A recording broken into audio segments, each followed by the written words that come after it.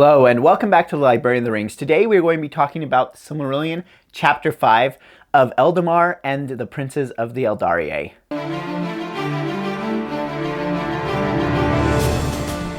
Welcome back, my name is Ben, I'm the Librarian. Today we're delving back into the Silmarillion. Now I know it's been kind of back and forth on this and we're only in Chapter 5, but bear with me. I know that it can take time for you to get through the Silmarillion, so I'm pacing these videos out so that you can kind of take it one chunk at a time. Now, we are here in Chapter 5. This is of Eldamar and the Princes of the Eldalië. Now, this chapter, again, is a short chapter. I know I've been saying that about all of these chapters. They are going to get longer eventually, but these short chapters at the beginning are really dense. They're packed full of stuff. There's so much to get out of Chapter 5 here as far as the historical context goes. Now, it is a chapter that is basically meant to move us from one point to the other. Basically, we have the elves and they're on their great journey. We took a little interlude there with Thingol and Melian last time, but the elves are on their great journey. There's migration from east to west to get to the lands of Valinor. And at this point in Chapter 5, we're really just trying to get that finished up so that that can position us to start telling the story of Fëanor and the Silmarils in the next chapter. So this is kind of our last one in kind of this broader historical context before we start diving down deeper into the meat of the story. So bear with us here. This is a chapter where people can get a little lost, but I'm going to try and break down just the important parts for you and don't get too bogged down in the other things that I don't talk about. Just like always, we're going to start off talking about the vocabulary that might be unfamiliar to you. Then we're going to talk about the major characters who have a role in this chapter. And then we'll talk about the major events that take place. And lastly, we'll talk about the major themes that are in this chapter. So let's get rolling here with the vocabulary. Our first vocabulary words are going to come from the chapter title itself. First, we have Eldamar. What is Eldamar? Well, this is Elven Home. It's the place where the elves live in the west, in Aman. That's what we're going to be learning about in this chapter. And then, what are the Eldalië? Well, the Eldalië is just another name. It's one of the elvish names for Eldar. And if you remember, Eldar are elves. And specifically, they are the elves that started out on the Great Journey. You'll remember we've had a lot of vocabulary words about different types of the elves. Don't get bogged down in it. Hopefully my chart helps out a little bit with this. But the Eldar are the ones who start out on the Great Journey, even if they never make it there. And so that is what the Eldalië are. So the Princes of the Eldalië, it's kind of an interesting term. We aren't going to actually talk about all of the Princes of the Eldalië here. There's going to be a section of this that's going to deal specifically with really the Princes of the Noldor more than anything else. And then as far as vocabulary goes, there's just a few other words that are going to be kind of new that you just need to be familiar with. And then there's a lot of words in this chapter that you don't really have to worry about because they aren't really going to appear again. You can kind of, if you don't understand a word, just kind of move on from it. First word that we will encounter almost right off the bat in this chapter is the Hitherlands. And the Hitherlands just means Middle Earth. So we already kind of know that. There's been a bunch of different names for it, but here they're calling it the Hitherlands. So when you see that, just know Middle Earth. Next, we have Falathrim. Now, Falathrim is another designation of elves, and I know it's getting to be a lot. There are so many of them. And again, hopefully this chart helps you out a little bit in understanding it. You do not need to keep them all straight. You just need to keep the major divisions straight. But the Falathrim, it's going to be important for us to mention it here simply because they're a segment of the Teleri that don't ever make it to Valinor. So they are Sindar, but they are important because Círdan the shipwright is going to be their leader. So that's a connection for you into the Lord of the Rings. I always try and highlight these connections into the Lord of the Rings from the Silmarillion so you understand the kind of the scope and where these stories are going. So Círdan, of course, is in the Lord of the Rings at the Grey Havens. He is the leader of the Falathrim. And that tells you something about how old he is by the time we get to the end of the Lord of the Rings. You may also know Círdan from his recent appearance in the Rings of Power series. That is the same guy that is going to lead the Falathrim, but he's not going to be in our major character section because he doesn't actually play any role in this chapter. Our last kind of vocab words here are geography words. They're place names. And the first one is Tul Ercea. And again, you know I have trouble with the pronunciation of these. and it's no big deal if you do too. You don't need to get the pronunciation right to enjoy the story. But Tol Ercea is the Lonely Isle. It's the island that Ulmo is going to use to transport the elves to Aman, and then it's going to stay there, and the Teleri are going to kind of live there, and that's Tol Ercea. There's another vocab word, and this is Tuna. Tuna is this big hill that the Vanyar and the Noldor are going to live on in a city called Tirion. So you're going to see that a lot throughout this book, so I just want to highlight it now. There's Tirion and there's Tuna. And Tirion is the city and Tuna is the hill. Okay, and that's basically it for vocab words. Again, there's a lot of other ones that are in here, but don't really worry too much about them. They won't make too much of an appearance later on, and if you don't get what they are right now, you're going to be okay. Okay, now let's hit on some of the major characters. Now, as you know, we've already talked a lot about the different Valar. There are a bunch of them, and they keep coming up in the story, so I'm not going to go into every single one that appears here by name, but just the ones that are really important to this particular chapter. So we have Orome. Now, Orome, if you remember, is the huntsman of the Valar, and he is leading the elves on this great journey over to Valinor. So he has an important role here in basically getting the elves to the sea. And then we have our next major character, which is Ulmo, and Ulmo is the Valar of water, so it makes sense that he's going to kind of pick it up from here. Not kind of, I guess. He was literally going to pick it up. He is going to pick up an island and move the elves. Next, we have Ase. Now, Ase is not a Vala, but he is a Maya. So he is one of the Maya who follows Ulmo. So he's associated with water as well, and particularly with the oceans of Middle-earth. And he's really the only Maya that's going to play an important role in this chapter. Then we have Olwe. Now, Olwe, you may remember from previous chapters, he is the brother of Elwë, who's also called Thingol, that we talked about last time. Olwe, in the absence of Elwë, becomes the king of the Teleri, and he's going to lead them. And ultimately, he's going to lead the ones who do make it to Valinor. And then we have Finwë.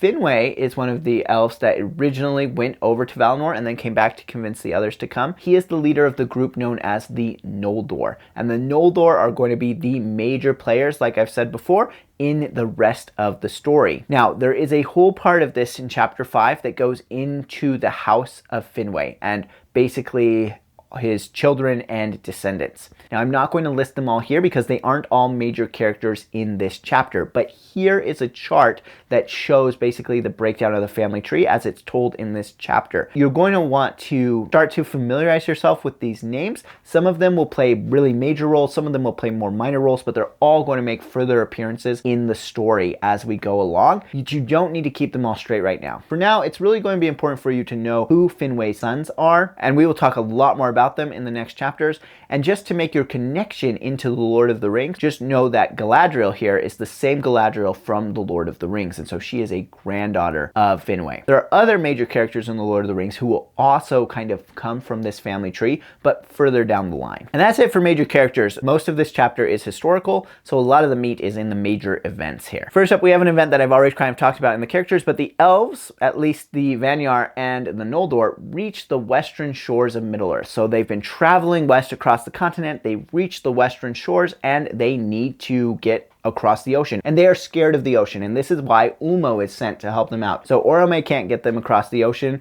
on his own, so Ulmo comes. He basically breaks this island out from the sea. The elves get on, and then he pushes it across the sea over to Valinor. Now, it's important to know that this is just the Vanyar and the Noldor at this point, because the Teleri are still out there searching for Elwë, who is also Thingol. So the Teleri have literally missed the boat, which is ironic because the Teleri are going to be the elves who are actually associated with boats later, but that's going to come up in a bit. Basically, they're still out there searching for Elwë. Remember, Elwë is entranced by Melian at this point, and he's not moving for a long, long time. Eventually, the Vanyar and the Noldor are like, hey, we want our friends to come and be with us over here in Valinor. And the Valar are like, you're right, that'd be great. So they send Ulmo, who has always been against bringing the elves to Valinor from the beginning. Once again, he's got to take the island and go pick up the Teleri. And the Teleri are finally ready to go. They haven't found Elwë. Olwe is leading them. They're ready to get on the island and go. Except Ase is sad about this. So Ase, remember, he's the Maya, and he is in the ocean, and he wants the Teleri to stay by the ocean. So he convinces a segment of them to stay. These are the Falathrim that we talked about earlier. They're going to stay while the rest of the Teleri are going to get on the island and go across. And then, of course, there's also another segment of the Teleri that don't go, who are still out there looking for Elwë and will eventually join up with him. But the Teleri go across, they cross the sea, and they get close to Valinor, and Ase says, hey, don't go all the way to Valinor, don't do it. And the Teleri are like, you're right, we shouldn't. So Ulmo lets Ase anchor the island, which will now become Tol Eressëa, off of the coast of Aman in the Bay of Eldamar. So basically they stop there, and that doesn't make the rest of the Valar super happy, as well as the Vanir and the Noldor, who are like, hey, where's our friends? But the next major event that happens is kind of this bridging between them, and that is that the Valar are going to create this gap in the mountains that surround Aman, because the elves would like the light of the stars to still be visible to them. They would like to be able to get to a place where they can see the stars. This gap also allows the light of the trees to basically go out and touch Tol Eressëa. And so now Tol Eressëa is getting the light of the trees on one side, but on the other side, they can still view the stars, which the elves love. Eldar means people of the stars. And so they're basically getting the best of both worlds here. And this makes Tol Eressëa a really important kind of point, because it's one of these middle ground points, which Tolkien really liked to think about, particularly in his discussions of fairy. It's these middle ground points between one place and another. And so that's what Tol Eressëa basically encompasses there. When the Valar make this gap, they also raise the hill Tuna, and that is where the elves build the city Tirion. Yavanna, who is the Vala of basically plant and animal life, she gives them a tree. The really important thing here is not to know the name of all of the different trees and seedlings and saplings that go on here, but really just to know that this tree is going to be the ancestor of the White Tree of Numenor, which if you watched Rings of Power, you've seen that in Numenor.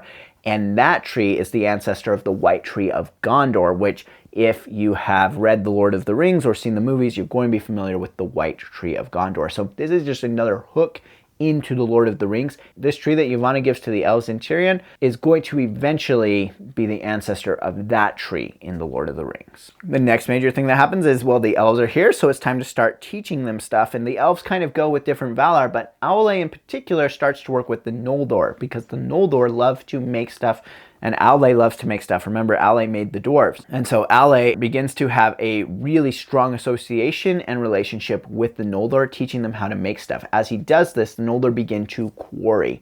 And when the Noldor begin to quarry, they discover gems. Now that might not seem like a huge deal, except that most of this story is going to revolve around created gems. And so this moment when the Noldor start to work with gems is really important in kind of the trajectory of the rest of the story. All right, after that, eventually, many years later, the Teleri decide that they actually do want to get to Aman.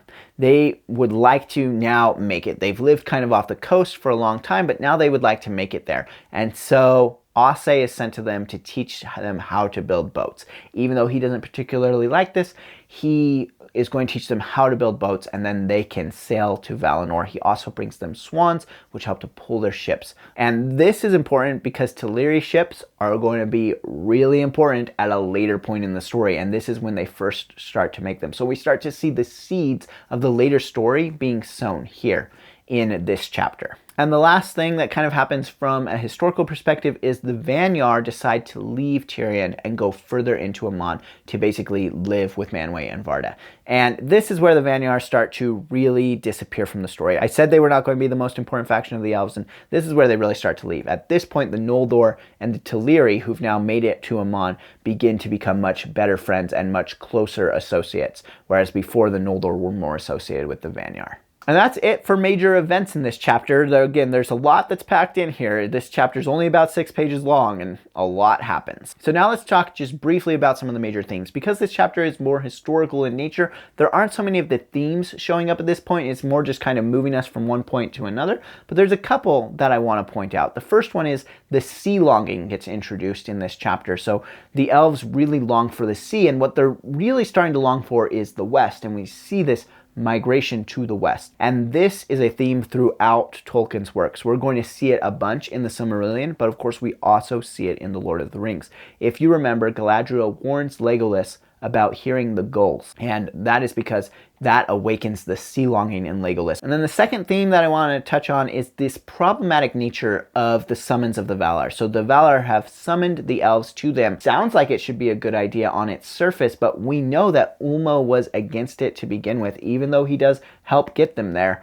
and we start to see the problems just begin to arise, just kind of subtle things. The one that really sticks out to me in this chapter is the lengths that they have to go to kind of get the elves to come and make them comfortable. It takes a long time. They have to basically split open the mountains in order to be able to let them see the stars. They eventually do get the Teleri all the way to Amon, but it takes a long time, and there's just a little bit of foreboding to this, that maybe this wasn't the right thing to do after all. And those are basically the major themes that I would pull in here. Of course, some of the things we've been tracking, like the importance of creation in Tolkien, are still there. We can see it start to begin with Aule and the Noldor, but there isn't a lot about that yet. We will track that more later. And that's going to do it for chapter 5. If you have any questions about this, go ahead and drop those down in the comments below. I hope you're enjoying reading the Silmarillion. Let me know what your thoughts are about chapter 5. Until next time, farewell wherever you fare. May your ears receive you at your journey's end.